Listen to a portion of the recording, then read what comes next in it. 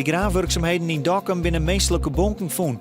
De resten dateren naar alle gedachten van vast 1600 en lijnen begroeven in een kisten. Wetterbedrijf Vitens wie in het centrum aan het graven.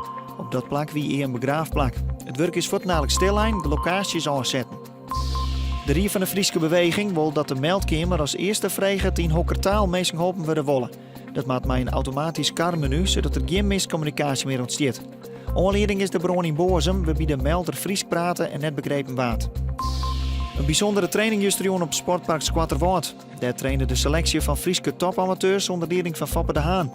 Deze ploeg speelt het montejoen in Sportclub Jereveen onder het motto Foppe Tjen Marco. Trainer Foppe wie nou in tevreden hoe zijn spelers. Ik vind dat het prima opsteert. Ze zijn wel vet, vind ik.